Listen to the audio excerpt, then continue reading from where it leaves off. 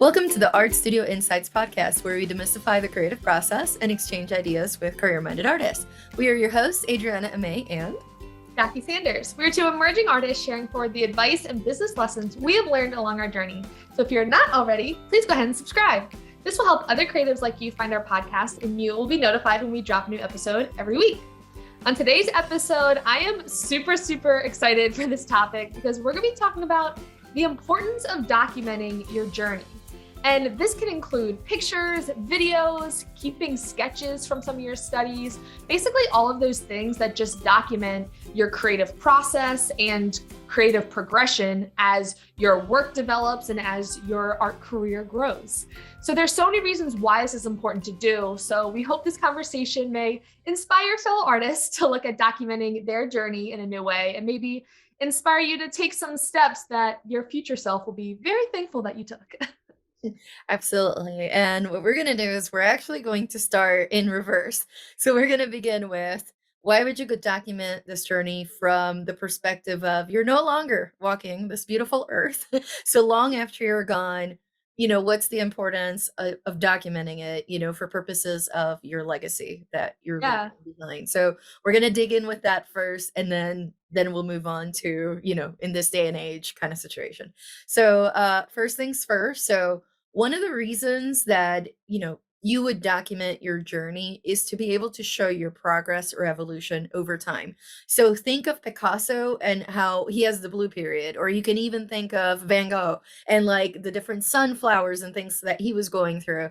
In a way, as art can reflect kind of our state of being and kind of our progression, then just think about being able to documenting that. And even if you're still around this earth, right, being able to look back and see these different areas of your creative journey, of your creative practice.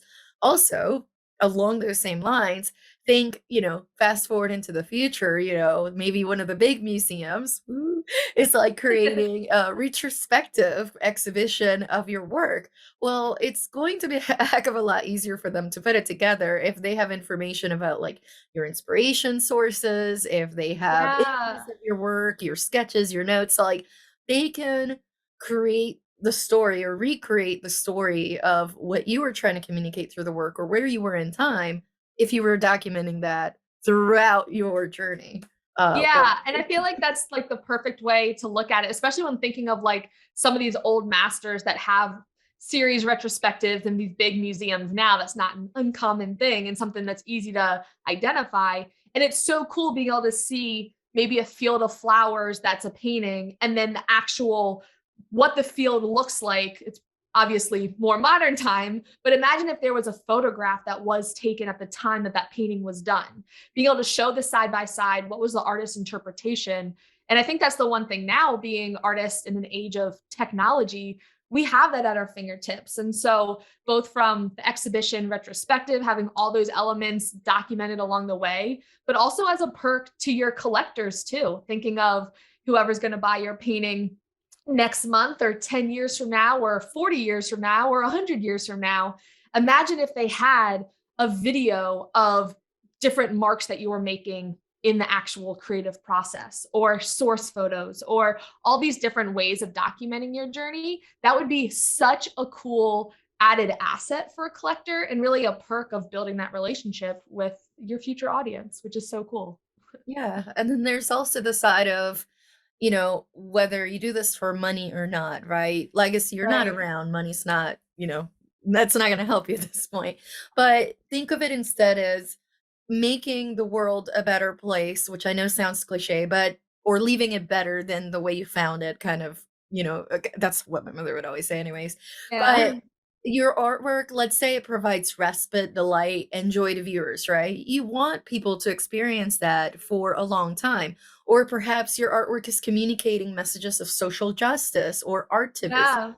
Or maybe you're using our artwork to capture a specific point in time, maybe of a feeling or maybe of a specific place that, a photo or other digital media cannot capture. Just think about how that, not just, the artwork itself, but also yourself as an artist and the journey you're documenting could definitely inspire generations of artists to come. I mean, art history. We're talking about people that haven't been around for a very long time for the most part, and we can still revisit their lives, revisit their works. It's like you hear about Van Gogh's, letters to his brother Theo, and I mean, this Yeah. guy wrote detailed notes of different things that were going on in his life. It was actually fascinating. So being able to read those snippets and things like that, think of how, we never know, right? If our artwork is going to rise to those ranks or not. Who Yeah. knows? For some people, that is a goal. For some people, they couldn't care less. Again, you're not going to be around.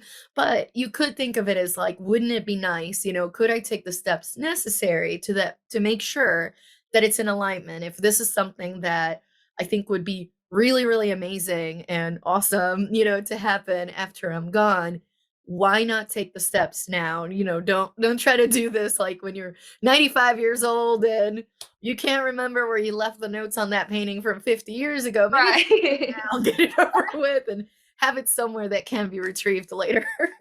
Yeah, exactly. And especially, I mean, I just think back to probably about 5, 6 years ago, I was working at a handful of galleries and art museums and art centers throughout my college experience up in Virginia.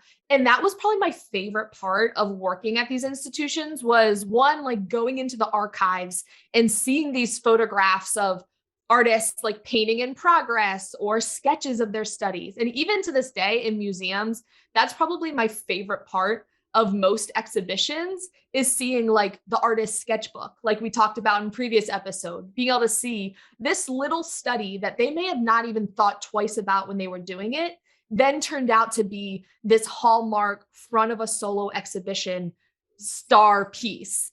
But it started as this little sketch and really being able to humanize the creative process, which is one thing we talk about on the podcast a lot, like demystifying the creative process. I think is such a cool part of as artists, one being able to communicate with people through our artwork, but also as humans to humans, like sharing the human experience. It's just another language in which we get to connect with more people. And so being able to have all those things at your fingertips is a huge asset. Obviously, like we've talked about, like once you're no longer here, and it'll save future researchers a lot of time if you already have a nice folder of all these source materials or sketches or whatever you decide to document. But honestly, this day and age, like we touched on earlier, with the use of technology, it's also a huge asset as you're marketing your work, as you're building relationships with future collectors and really wanting to show behind the scenes process. One quote that I heard recently that I absolutely love, is like keeps sticking with me, is the more people are invested in your creative journey, the more invested they will be on your creative output. So true. And that was one of those like mic drop quotes that I heard that like completely, I feel like it takes the weight off of this pressure to like, you have to post on social media, you have to send this newsletter, you have to do this, have to do that. Of like, the more people are invested in your creative journey, the more they'll be invested in your creative output. So just document what you're doing. Yes, there's marketing strategy and action item verbiage and all of these nitty gritty things to try to get the algorithm on your side. And then the algorithm changes. And like it can be a headache at times if you really want to get into the nuts and bolts of it. But when it comes down to it, that's all marketing really is, especially as an artist. It's just share the process, share the journey. You have control over the narrative that you share.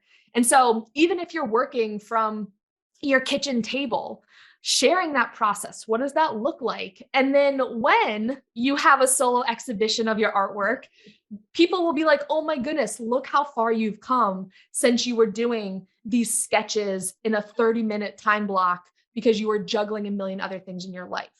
Really getting people, and I think especially this day and age with social media, we all have those people that we follow of like, I've literally never met this human before, but like, I either know their day-to-day life, I know exactly what their weekend plans are gonna be, or like you feel like you know them. Like you feel like you could just sit down and have a conversation with them, which I feel is such a cool part of the society that we live in because we have that digital content. So by obviously documenting your journey for the long-term legacy aspect is amazing, but then also being able to document your journey and get that inevitably gives you content to share online, to share videos, to share pictures, to share, even if you're out of the studio, hey, this is how I disconnect. This is how I get more grounded. Take a picture of you on a hike, take a few seconds to write a caption, post it, and then put the technology away. Because it can feel intimidating at times to try to like strategically market yourself, but it's also so empowering because we are in control, which has not always been the case historically, which I think is just so, so cool. Yeah. And I do want to offer a quick alternative because I know that some of our shy artists out there might be a little hesitant to share Yes, yes. what their personal life is like. So I would like to offer as an alternative if, because I do agree. I 100% agree with what you're saying. If someone can relate to you on a more human, personal level, they're Right. definitely more likely to be invested in you. However, if showing your personal, perhaps vulnerable side feels a little Mhm. too much and you're more on the introverted side, then what I would invite you to consider instead is perhaps you could focus just on the art side, but expand it a little bit. So perhaps you were out at a park, right? And you're into botanicals or you want a series where green is a predominant color. I don't know. But Right. you don't have to be in the picture. You don't have to say, "Hey, I'm here, here are my shoes." You could instead just show there's this amazing willow tree and it's calling out to me and now it's inspiring me for the next series of work. Or Yeah. perhaps you're writing a poem or a piece of prose that goes along with it. Um, something like behind the inspiration of it. You could literally just show your dirty table with Yeah. things like that. So, or maybe you're ultra organized like Jackie here, and then you show kind of your layout is. So, we do invite you to consider if sharing the personal side, which again, that is going to help for the record with people to connect with you. But if that feels too much, maybe the in between step is to show more the art related side of that and then Yeah. go from there, essentially. Yeah, and I do think that there is, of course, value sharing like you as a human and as an artist.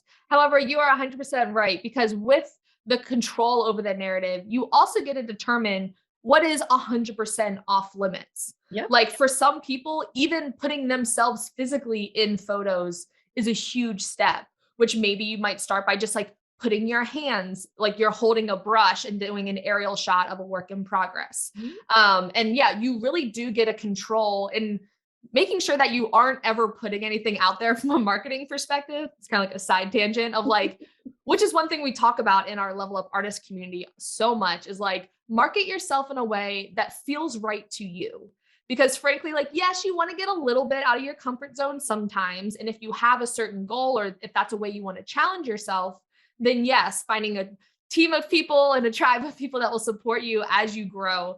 But if there are certain things that you're like, I'm just not comfortable sharing this on social media or online or even just in person, you don't have to. Mhm. Like, even concepts behind your work, if you're not necessarily ready to talk about it from a mental, emotional standpoint yet, that's okay. But making sure that there are parts of your work and parts of your creative, artistic development that people can get invested in. And that's how you like start to define your identity as an artist and like marketing yourself. Sorry, small tangent. Hey, it happens. We're gonna do it. Yeah. But also you can think about, documenting this process, documenting your notes. It's a way that you can look at your evolution, right? Again, while you're still breathing, where you can look at your past work, perhaps, going back to this idea of sources of inspiration. If you're taking notes of your work, whether digital or written, Yeah. anything relevant that you've documented, in relation to your artistic journey, it can help you evaluate your own evolution and decide where there are any styles or elements you would like to revisit. Put it this way, the comparison game, you don't want to do the comparison game against other artists. I mean, can you observe and look at, I mean, and in traditional education anyways, you are looking at other artists and you're even copying other artists if it comes down to it. Not to stay that way. Obviously, you want to move past that. That's just a part of the Yeah. process. But think of it more of a um being able to look back and saying, okay, I'm down in the dumps. I've been looking at all this amazing art on Pinterest or Facebook or Instagram, wherever it is, or even a museum. And, when the inner critic kind of comes in and sneak attacks you and says, you'll never be good enough, right? So sneaky, That's so when sneaky. you kind of look and revisit at your past work and say, okay, over the last X number of months, X number of years, look how far I've progressed. And if I had listened to that inner critic voice this whole time, I would have stopped working. I would have never Right. moved forward. And there's no shortcut to your best work. You have to sit and make the work. And that does Yeah. include, and we've talked about this on the podcast quite a bit. You have to make not so great work first before you get to the good stuff, you know? There's several quotes True. out there. One of them is like, you have to make 100 crappy pieces to get to the good one. Whatever that number looks like for you, and then over time that number, hopefully, you know, is less. But Yeah. there's no shortcut. You have to make the work. So when you're in that situation, if you've been good about documenting your work, perhaps even pieces that maybe stayed in the study stage and never actually got flushed out all the way, or maybe you Right. started them and then you got stuck and you were like, it's like a half finished painting situation, which we're all guilty of at some point or another. Um, Yeah. then you can look back and perhaps say, okay, maybe it was a case of my skills did not match the outcome that I was looking Yeah. for. Like I didn't have the knowledge and the experience with X materials in order to accomplish what my goal was with this subject, with this content that I Right. was trying to bring, that I was trying to bring to life. So sometimes it becomes oh, now is the time. Or perhaps I had all these themes, guilty as charged for the record, all these different subjects and styles that I want to explore. But instead of it looking like almost like fireworks in the sky, boom, boom, boom, boom, boom, boom, boom, all Right. different colors, all different styles, all different, where nothing is really cohesive. Sometimes what I personally do is I do have a running list of things I want to paint, knowing that I probably won't be around long enough to paint everything I want to paint, unless I turn Yeah. different conversation. In progress. Vampire in Still progress. working on that. 900 years, would that be enough? Who knows? Oh my god. Imagine how many paintings you would have. That Given your current rate, that would be insane. I That can't would imagine. be insane. But no, seriously, think about it. So what I'll do is I have a running list of themes and subjects and things that I want to paint. And whenever I get to that point in my practice where whatever theme or series I'm done with, sometimes I already know what I want to paint next. Sometimes I'm not sure. Then I go back to that list and I might say, oh, there was this theme I was like into. And that's part of, recording your evolution and your journey where you can Yeah. actually go back and say, I put this in the back burner. It's time. Let's bring it back up again. I'm emotionally ready, or technique wise, I'm ready, or Yeah. in terms of maturity of my body of work, I'm ready, whatever, or I'm just really, really excited about it and I can't wait. And I don't care about any of the other other factors. It is time. I have to do this now. Whatever your reasons may be, or combination of. Um, being able to document your journey is what's going to make it easier for you to actually go back and look at all the stuff and then decide how to move forward. Um, Yeah. and how to carry through those things that you actually really, really care about that you want to continue to communicate through your Yeah. work. I think that's especially important too as you start growing and making work, and especially start selling it. Because once you sell a piece to a collector, if you didn't document it, whether in progress or especially the finished painting, which we'll go into, like there are a few paintings from super early on that like, man, I wish I had a photo of this. Even if at the time I didn't like it and I just wanted to get it off my hands, maybe it was like a very early study that connected with someone and I'm glad it brings them joy, but like I wasn't necessarily sad to see it go. I think those are so important because yeah, it is maybe like this one element of it clearly stuck and evolved into this larger style that I couldn't even predict yet. And especially when thinking of more marketing materials for present day, the idea of like once you start making enough work, especially a series or a cohesive style, you could turn all of that documentation into a coffee table book of sorts. So this would highlight what works in progress, the evolution of specific pieces, but also just your entire body of work as a whole, ones that you choose to include. And that is such a cool narrative that you can do in terms of, hey, look at this study that I did 9 years ago.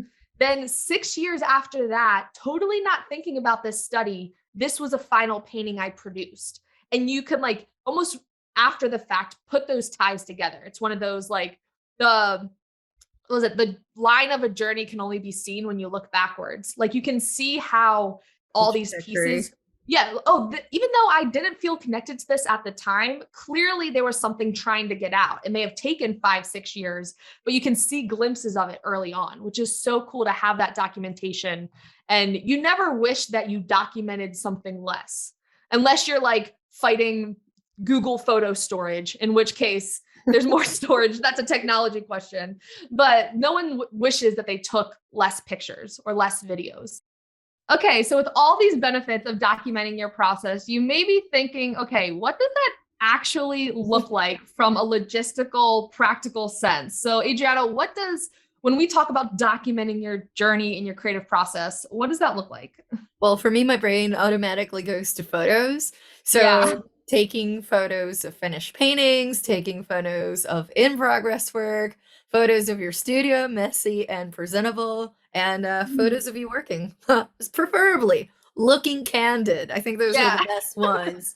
Even if it's like a blurry photo of you walking past your paintings, I mean, that's still cool as opposed to like post static type photo. How about you?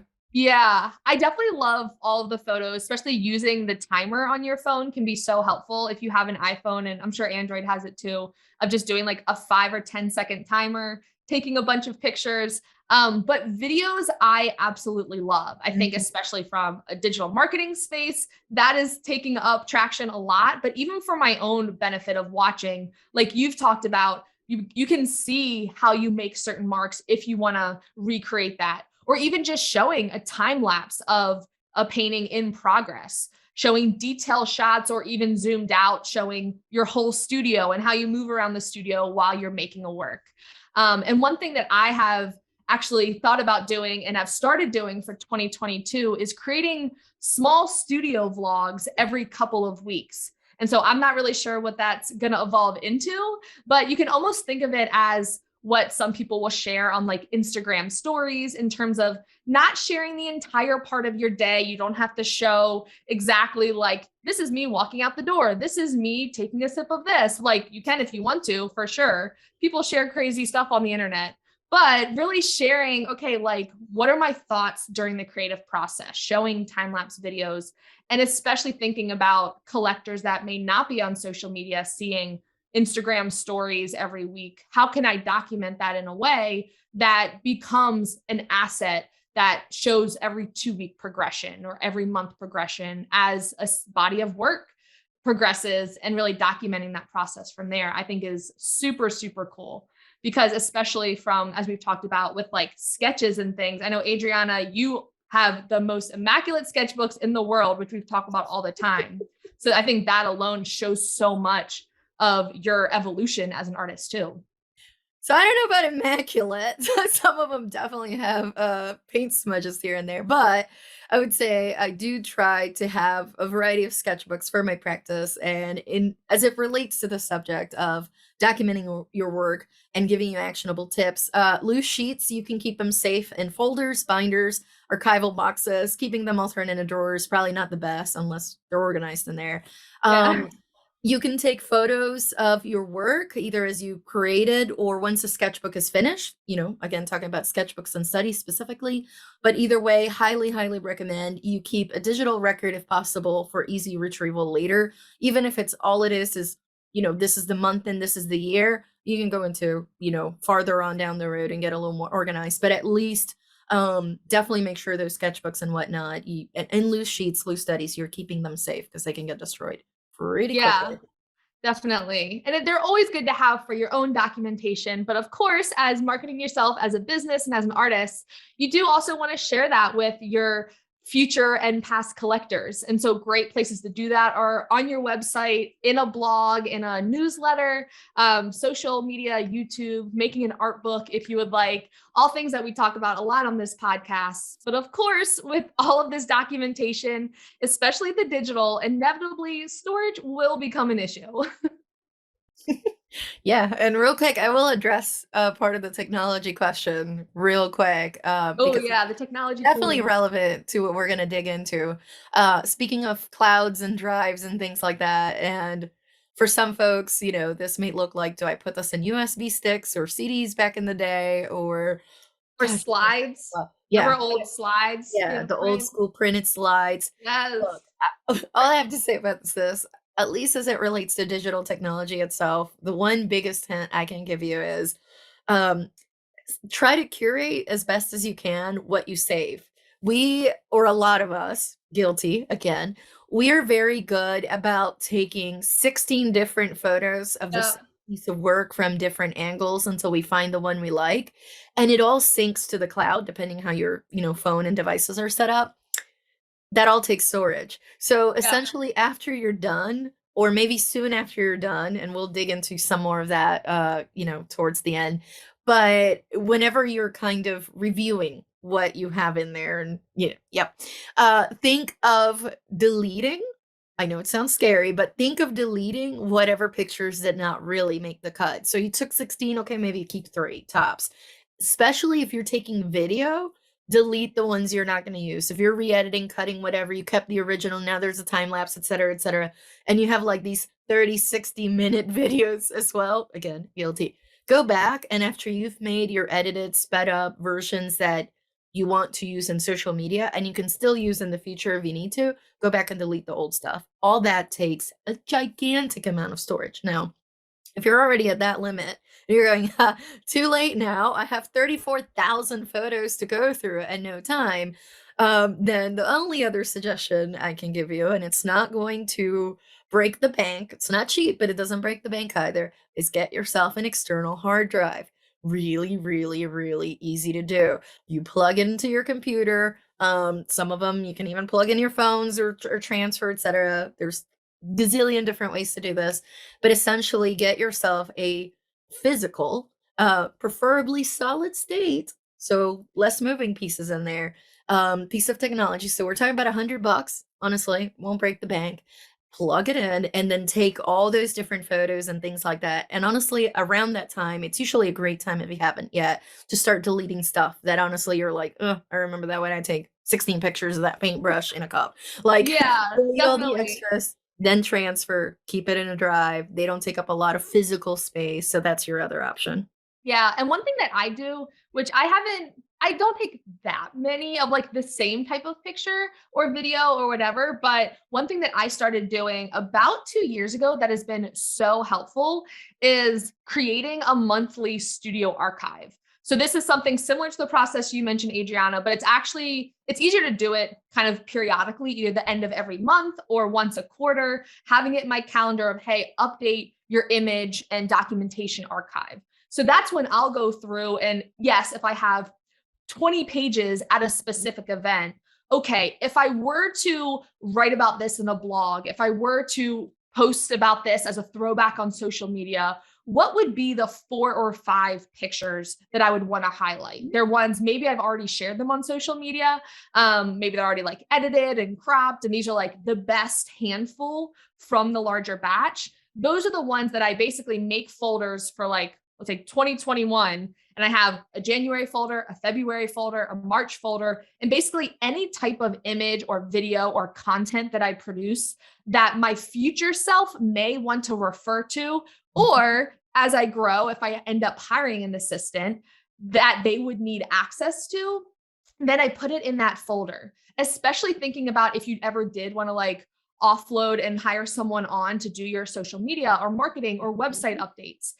Will make that so much easier, because then all you have to do is just share that one larger 2021 folder with them, and they already have your like curated version of what you want them to have access to. They don't need to have personal access to your Google Drive of pictures where you have birthday party and, like, I don't know, whatever you take pictures of. They don't need to be seeing family photos next to art photos, next to random TikToks that I saved and recipes. Like that way it really minimizes the future stress of, I think I maybe took this around July.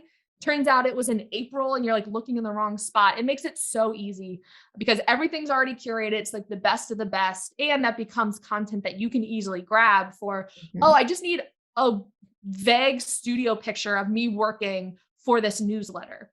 Great. Here's all these pictures ready to go, already edited, already like approved by my past self that I can just insert in there and keep going. Yeah, no, I totally love that. I've also done the folder within the albums in my phone, and I'll save because I'm like, I used to just take favorite or mark things as favorite, but now the favorites folder is absolutely ridiculous. Right. So now I'll just put them inside a folder inside my albums, and they are organized depending what it is or what kind of project it is, and that just makes it so much easier. Oh, So much easier. So if you find these tips helpful, please let us know. We look forward to seeing all of your beautifully documented creative journeys and processes and having those assets to share with your past and future collectors. I guarantee your future self will thank you for. absolutely. And with that, we're going to wrap up today's conversation, and we hope you enjoyed this episode. As always, both of our blogs will be linked in the show notes where you can find episode notes and links to all of our other podcast episodes.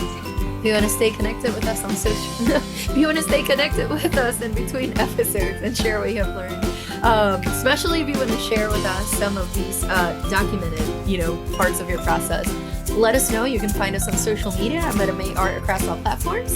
I'm at J Sander Studio on all platforms. Thank you so much for listening. We'll talk to you next week.